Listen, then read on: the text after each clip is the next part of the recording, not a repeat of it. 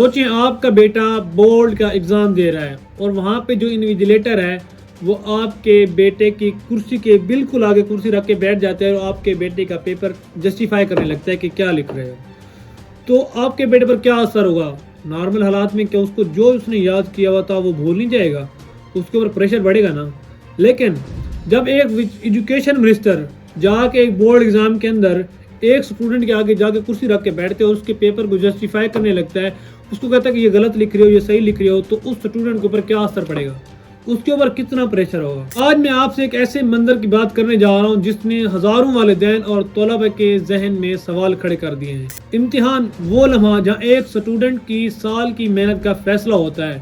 کمرہ امتحان وہ جگہ ہے جہاں صرف قلم بولتی ہے، جہاں قابلیت جیتتی ہے، کوئی عہدہ یا سفارش نہیں۔ لیکن جب اسی امتحانی کمرے میں ایک اعلیٰ سرکاری عہدیدار، وزیر تعلیم، ایک طالب علم کے آگے کرسی رکھ کے بیٹھے نظر آئیں تو سوال تو اٹھیں گے نا۔ میں آپ کو پہلے بتانا چاہوں کہ میں کسی کے اوپر کوئی پرسنل اٹیک نہیں کر رہا، میں کسی کو کریٹیسائز نہیں کر رہا، لیکن کیا یہ منظر انصاف کے تقاضوں کے مطابق ہے؟ آئین پاکستان میں ہمیں برابری کا حق ہے، ہر طالب علم برابر ہے، پھر ایسا منظر کیوں پیدا ہوتا ہے جس کی وجہ سے طلباء کا جو امتحانی ماحول ہے وہ متاثر ہوتا ہے؟ سوچئے وہ طالب علم جو دور دراز گاؤں سے آیا ہو، جس کے سالوں کی فیس بھرنے میں اس کے والدین نے اتنی ساری قربانیاں دی ہوں، اس نے محنت کی ہو، دن رات ایک کیا ہو، لیکن جب کمرے امتحان میں وہ اس اپنی محنت کا پھل لینے کے لیے بیٹھے تو ایک سرکاری عہدیدار، وزیر تعلیم، اس کی کرسی کے بالکل سامنے جا کے کرسی رکھ کے بیٹھ جائے تو اس کے اوپر کتنا پریشر بڑھے گا؟ اس کی جتنی سال کی محنت ہے وہ ضائع ہوگی، ایک تو اس کا ٹائم بھی ضائع ہوگا، دوسرا اس کے اوپر اتنا پریشر بڑھے گا۔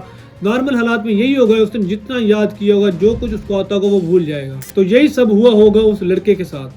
تعلیم ایک اعتماد کا نام ہے، اور اگر اعتماد ہل جائے تو صرف امتحان نہیں بلکہ پورا نظام ہل جاتا ہے۔ ایک ایجوکیشن منسٹر کا کیا کام ہوتا ہے؟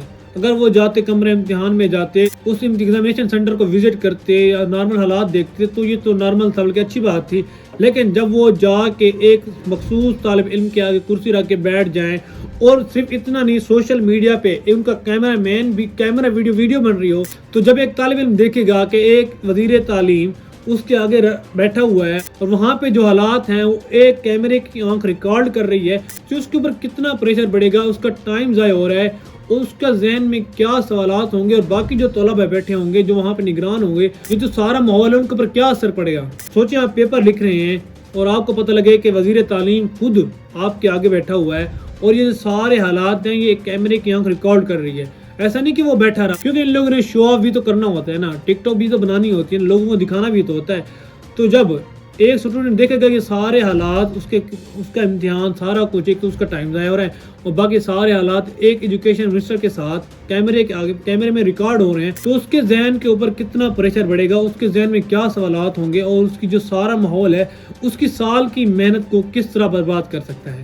ہماری یہ آواز کسی فرد کے خلاف نہیں بلکہ میرٹ کے حصول اور حق کے حصول اور برابری کے حصول کے لیے ہے، کیونکہ جب انصاف نظر آتا ہے تو اعتماد پیدا ہوتا ہے، اور جب اعتماد پیدا ہوتا ہے تبھی قومیں آگے ترقی کرتی ہیں۔ باقی کا فیصلہ میں آپ کے اوپر چھوڑتا ہوں۔ کیا ایک کمرہ امتحان کے اندر صرف نگران اور طالب علم ہونا چاہیے یا پھر وہاں پر طاقت کا سایہ بھی ہونا چاہیے؟ اب ہم اللہ تعالیٰ سے یہی دعا کر سکتے ہیں کہ جو ہمارا نظام تعلیم ہے وہ واقعی میں میرٹ اور انصاف کے حصول پہ قائم رہے۔ تو میری وزیر اعلیٰ تعلیم سے یہ ریکویسٹ ہے کہ آئندہ جب آپ کسی ایگزامینیشن سینٹر میں جائیں تو آپ اپنا کام نہ بھولیں۔ آپ کو پتہ ہونا چاہیے کہ آپ کی کیا رسپانسبلٹی ہے۔ آپ کو یہ کام نہیں ہے کہ ایک طالب علم کے پاس جو ابھی اس نے پیپر پورا بھی نہیں کیا اس کو جسٹیفائی کرنے لگ جائیں، آپ ایک کیمرہ لگا دیں جہاں پر سارے حالات ریکارڈ ہو رہے ہیں، اس طالب علم کے اوپر پریشر بڑھ رہا ہو، اور جو پیپر اس نے ابھی تک پورا بھی نہیں کیا اس کو بتانے لگ جائے کہ یہ غلط لکھا ہو یا صحیح لکھا ہوا ہے، اس کے اوپر پریشر جو اس کو آتا وہ بھی بھول جائے۔ تو آئندہ اپنی ڈیوٹی کریں، نہ کہ یہ شو آف کریں، ٹک ٹاک بنائیں۔ اگر آپ نے ٹک ٹاک بنانی تو ویسے ہی بنا لیا کریں، یہ کسی طالب علم کے مستقبل سے نہ کھیلیں اور اپنی ڈیوٹی کریں۔ اللہ حافظ۔